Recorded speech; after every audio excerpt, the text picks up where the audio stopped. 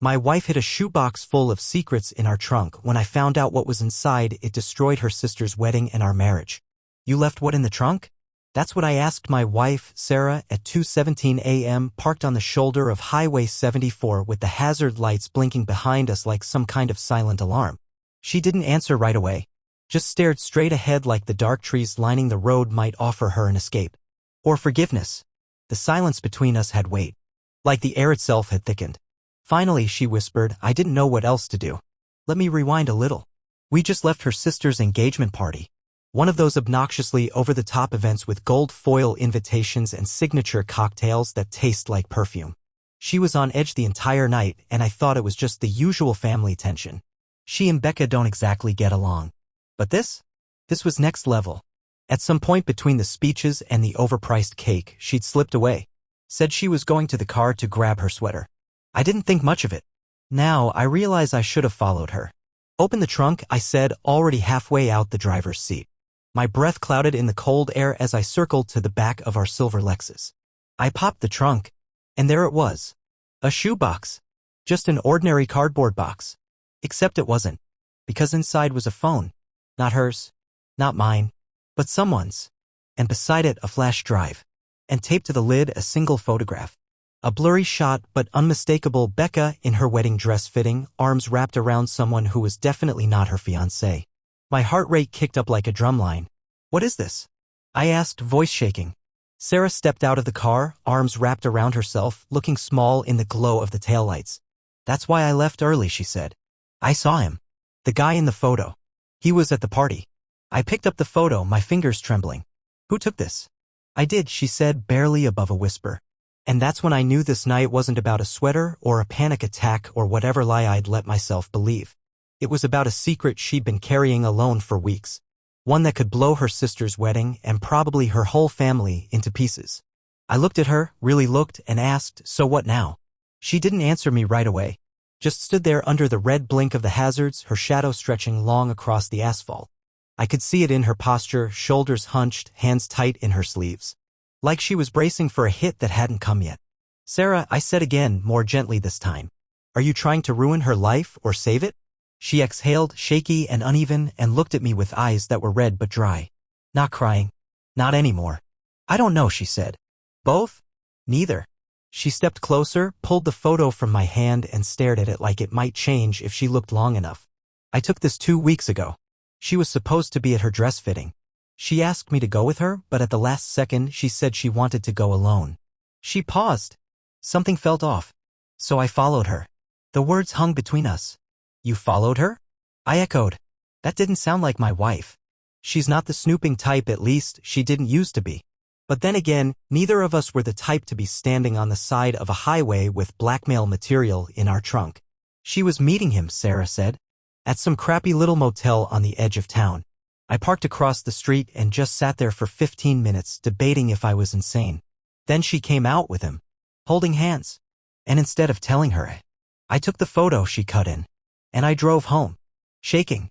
She pulled the flash drive from the box and held it out to me like it burned her fingers. There's more. Texts. Screenshots. I copied them all. My brain was spinning. Not just from what she'd done, but from what it meant. You've had this the whole time? And you just brought it with us tonight. Sarah looked away. She hugged him at the party, she said, her voice barely audible. Right in front of her fiancé. He put his arm around her like it was nothing. Like he belonged. A long beat passed. I closed the trunk slowly. So, what's your plan? I asked. Tell her? Blackmail her? Mail this to someone? She didn't answer. Because she didn't have one. We sat in the car for a long time after that. The heater hummed low, fogging the windows, casting us in this weird little cocoon of silence and condensation. I could see the box sitting on her lap, lid closed but practically vibrating with consequence. Every few minutes I'd catch her glancing at it, then away. Like it was radioactive. Finally, I broke the silence.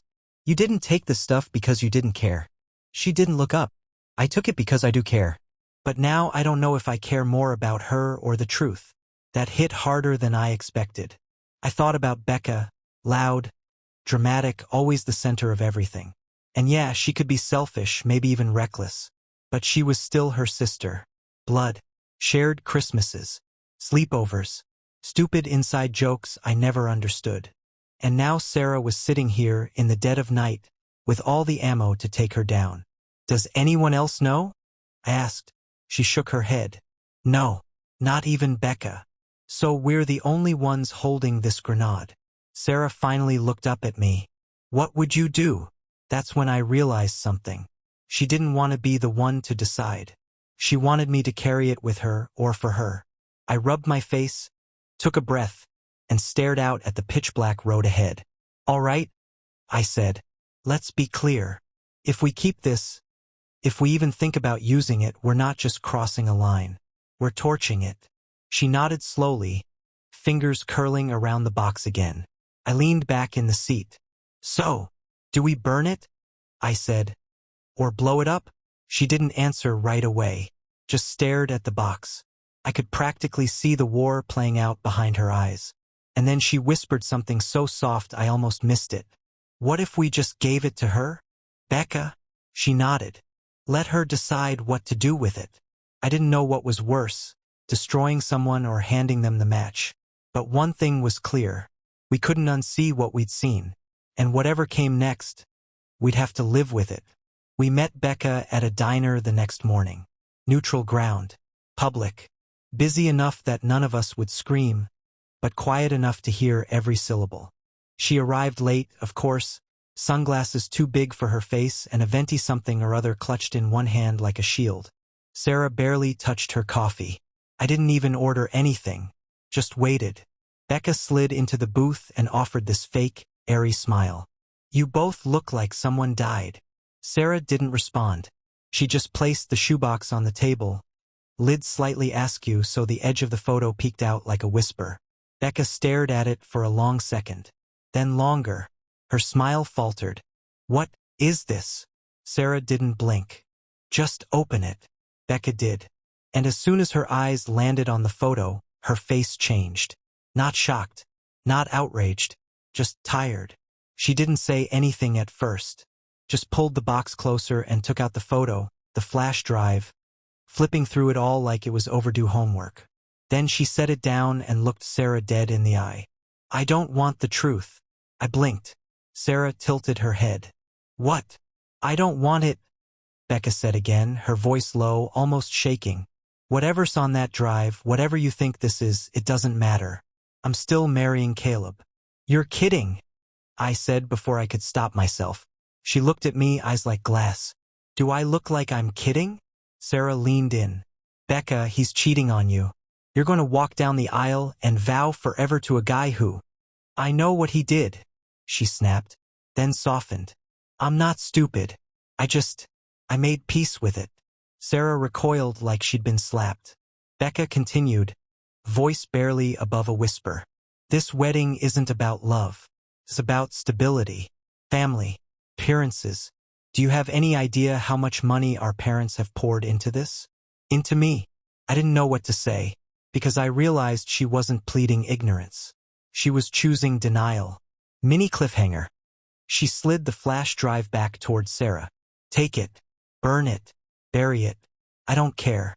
But don't come to the wedding. 3 days after that diner conversation, an envelope showed up at our door. Heavy cardstock. White. No return address, but I already knew what it was. Inside, a wedding invitation. Becca and Caleb. Joined in unholy matrimony at some vineyard that charges $400 per chair. And written, handwritten, in the corner of the RSVP card, in Becca's loopy script. If you come, you're dead to me. No signature. No explanation. Just a clear, elegant threat wrapped in florals and calligraphy. Sarah read it twice, then again, then folded it back up like maybe it'd vanish if she creased it hard enough. She really thinks we're the problem, she muttered. I said nothing, because honestly I wasn't sure she was wrong. We'd pried open a wound she wanted to pretend wasn't bleeding. And now she was stitching it shut with lies and white roses. That night Sarah didn't sleep. She just paced, pulled out the flash drive, plugged it into her laptop, scanned through the screenshots she'd saved, Caleb's texts to the other woman, hotel receipts, a few poorly lit selfies he probably thought were sexy. It was all still there, and it felt heavier now. like holding evidence no one wanted. What if I sent it to Mom? Sarah asked. I didn't respond. She turned to me. She's paying for the wedding. If she knew, she'd blame you, I said flatly. Sarah flinched. Becca's always been her project, I added. You really think she'd torch the whole show just because you handed her proof? Sarah sat down hard on the edge of the bed, drive still clutched in her hand. Then what do we do? And I said the only thing I could think of. Nothing. Cliffhanger, but later that night, as she slept beside me, I crept back to her laptop and copied the files to my own. The wedding was 8 days out when it all exploded. I'd mailed it on a Monday. Priority envelope. No name. No return address. Just a neat little flash drive inside a plain manila folder with one sentence written on the flap. You deserve to know. By Thursday afternoon, I got the call. Not from Becca. From her mother. I don't know what you're playing at, she hissed into the phone, but you've ruined everything. I didn't respond. Mostly because I was trying to picture what everything meant to her. The venue? The cake? The illusion? Sarah was in the next room when I hung up. She looked up from her laptop, eyes bloodshot, and asked, was that them? I nodded. She stared at me. What did you do? I didn't lie. I sent it. The photos. The messages. Everything. She didn't speak. Didn't yell. Didn't cry. She just slowly closed her laptop and whispered, you went behind my back. I swallowed hard. I thought I was doing the right thing. And then she asked the question that gutted me. Did you do it for her or for yourself? I didn't have an answer. That night, we didn't talk. We didn't sleep. We didn't even share the bed. Sarah laid down on the couch like a stranger. The next morning, I got a single text from an unknown number. The wedding is off. You win. Hope it was worth it. I didn't recognize the number. But the words? I recognized the venom. And the worst part? I didn't feel victorious. I felt empty. Mini cliffhanger, 3 hours later, Sarah was gone. No note. No goodbye. Just the shoebox taped shut sitting on the kitchen counter. I found it the next morning. Sarah's wedding ring. Simple silver band. Still warm from her hand. Right beside the cold coffee she hadn't touched and the empty shoebox she'd left behind. There was no note. No dramatic message or tear-streaked goodbye. Just absence. It was louder than a scream. I called her once.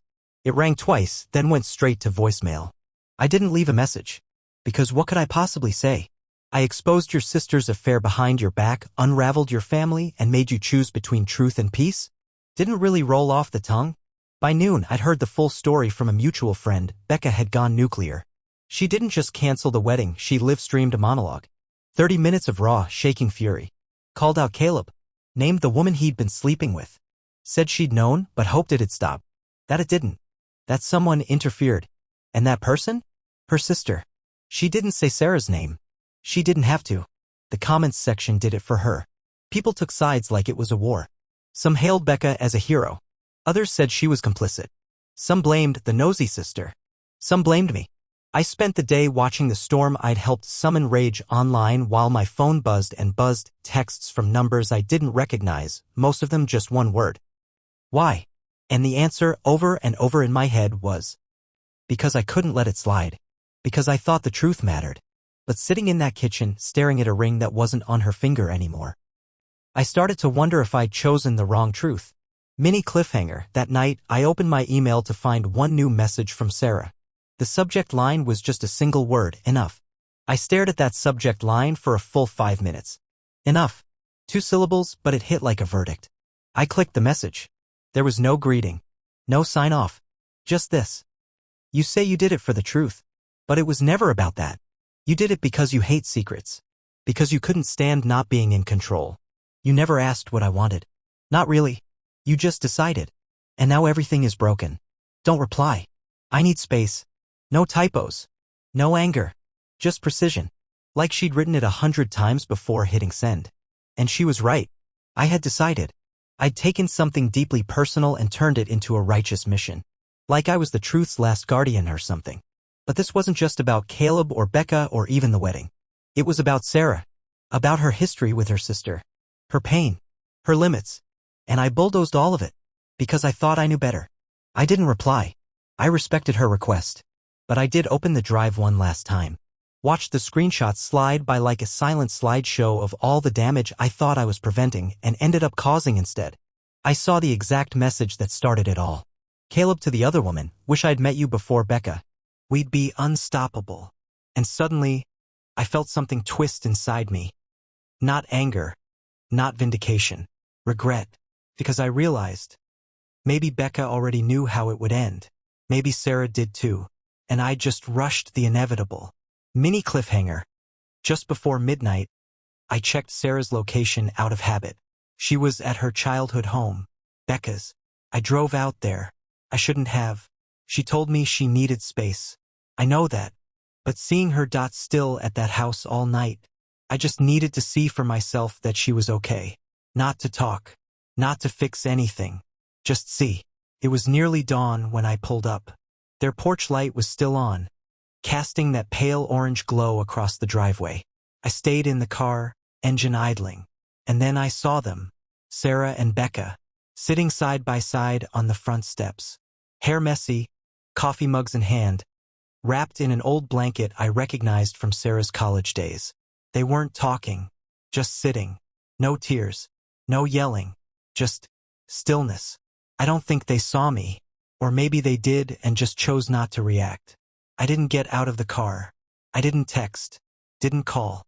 I sat there for a long moment, heart pounding in this weird rhythm, like regret and relief were clashing inside my chest. And then I put the car in reverse, turned around, and drove home. It's been 2 weeks. No updates, no returned texts. But yesterday, a small package showed up on my porch. Inside, the flash drive, snapped clean in half, and a sticky note, handwritten in Sarah's familiar, looping print. Sometimes the truth isn't what saves people. It's what sets them on fire. No signature, no follow-up, just that. And somehow that was the closest thing to forgiveness I think I'll ever get. Becca's wedding didn't happen, but she's still with Caleb. They're working on it, according to her last post, which features him awkwardly holding a rescue puppy like a peace offering. Sarah? She's staying with a friend. She said she's figuring out what a life on her own terms looks like. I offered to talk. She declined for now. But she didn't block me, and in a weird way that's enough. For now. She didn't choose me. She chose herself. And honestly, that's the first good decision anyone's made in this whole mess.